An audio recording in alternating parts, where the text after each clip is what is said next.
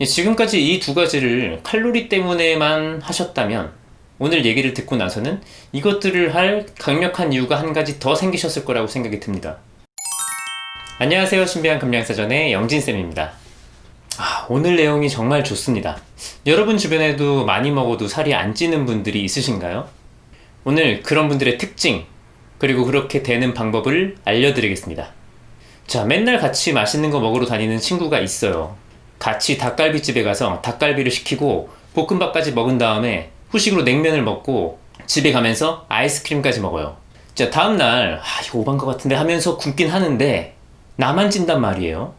자, 오늘 이야기를 시작하기 전에 그걸 사실 본인이 다 먹은 거 아닌지, 그리고 친구분이 입이 짧아서 나랑 친해진 게 아닌지 다시 한번 기억을 더듬어서 한번 생각해 보시고요. 그리고 또 하나, 혹시 친구분은 여러분을 안 만나는 시간에는 항상 라마단 기간인 게 아니신지 한번 취조해 보는 것도 필요할 것 같습니다.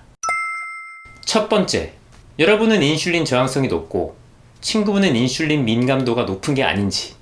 이런 경우에 저런 상황이 딱 나오거든요. 자, 저번에도 인슐린에 대한 얘기를 했었는데 오늘 또 자꾸 인슐린 거리니까 또 궁금하시죠? 자, 댓글에서도 인슐린에 대해서 더 이야기해달라는 분도 있었습니다.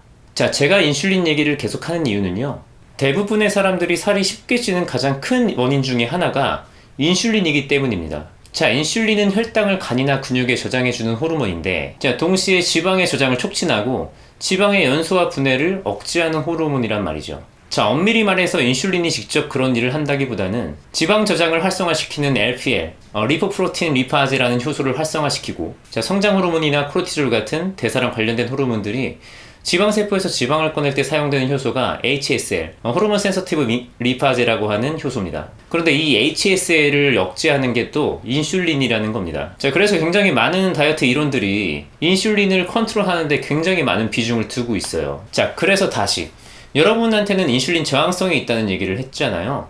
저항성은 또 뭐야? 이렇게 생각이 들죠. 자, 인슐린을 어떤 회사의 본사의 직원이라고 생각을 해볼게요. 자, 인슐린은 기본 업무가 혈당을 세포 속으로 집어넣는 일을 한단 말이죠. 자, 인슐린 저항성이 있다는 거는 몸의 지방세포랑 근육세포가 우리 인슐린 사원이 혈당을 집어넣는데 굉장히 비협조적인 상태가 되는 걸 말해요. 우리 인슐린 사원의 선배 인슐린, 후배 인슐린들이 다 도와주러 와가지고 막 열심히 놀려고 하는데도 안 돼가지고 야근을 하고 그렇게 해서 늦게 집에 돌아가는 형국이 인슐린 저항성 상태입니다.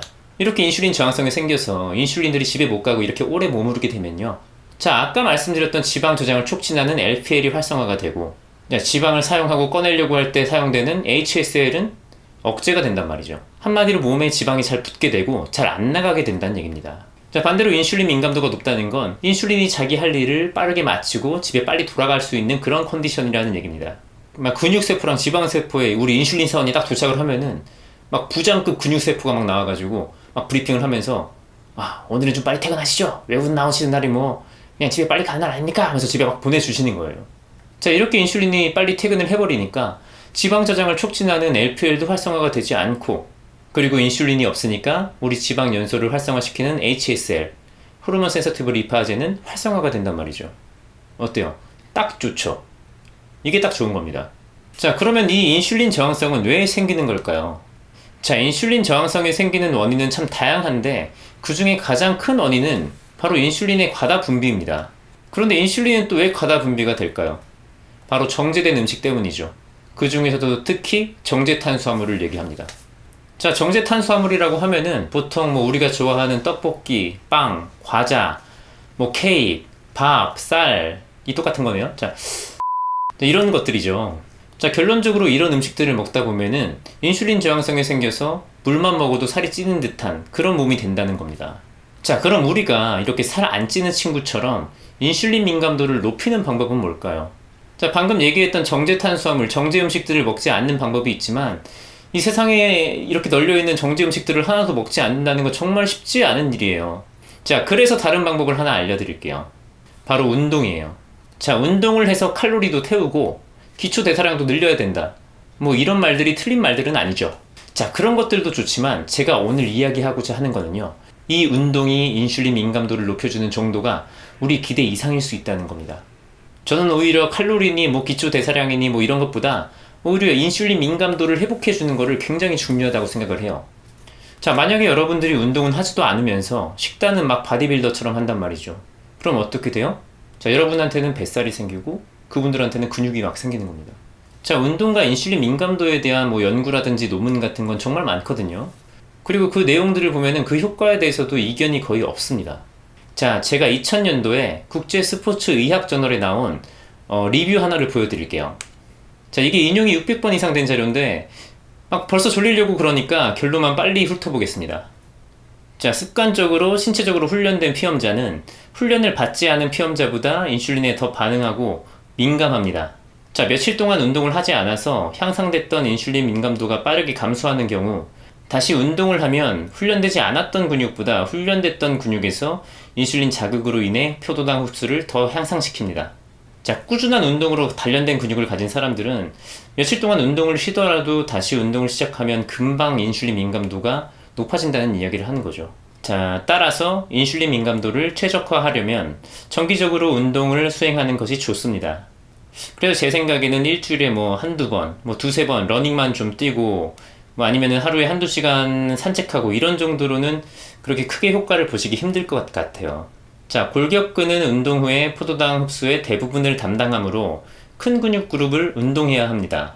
그러니까 이제 등이나 가슴, 엉덩이, 뭐 허벅지 이런 큰 근육들을 운동을 따로 꼭 해줘야 된다는 얘기입니다. 자, 유산소 운동도 좋지만 웨이트 트레이닝도 꼭 병행을 해주시면 좋겠어요. 자, 따라서 운동은 인슐린에 대한 무감각의 치료, 뭐 인슐린에 대한 저항성에 대한 치료를 얘기하는 거겠죠. 치료 및 예방의 필수적인 부분은 아니지만 중요한 것으로 간주될 수 있습니다. 왜냐하면 정지 음식을 끊고 정지 탄수화물을 끊는 것으로 뭐 인슐린 민감도를 높이고 인슐린 저항성을 없앨 수 있으니까. 그런데 현실적으로는 이 운동이 정말 필수적이라고 생각이 들어요. 근데 저는 지금 이 시대를 살고 있는 사람들이 정말 건강하고 행복하게 다이어트를 하려면 제대로 된 그리고 규칙적인 운동이 꼭 병행돼야 되지 않나 생각을 합니다. 자, 이 세상이 나한테 주는 음식들 때문에 내가 좀 실수를 하더라도 운동이 그것을 만회할 기회를 준다는 얘기예요. 자, 여러분, 다이어트 할 때 모두들 생각하고 있는 두 가지, 빵이나 설탕 같은 정제 음식 줄이기, 운동. 지금까지 이 두 가지를 칼로리 때문에만 하셨다면 오늘 얘기를 듣고 나서는 이것들을 할 강력한 이유가 한 가지 더 생기셨을 거라고 생각이 듭니다. 자, 오늘 내용이 꼭 도움이 되셨으면 좋겠고요. 도움이 되셨거나 도움이 될 것 같다면 구독과 좋아요도 부탁드리겠습니다. 감사합니다.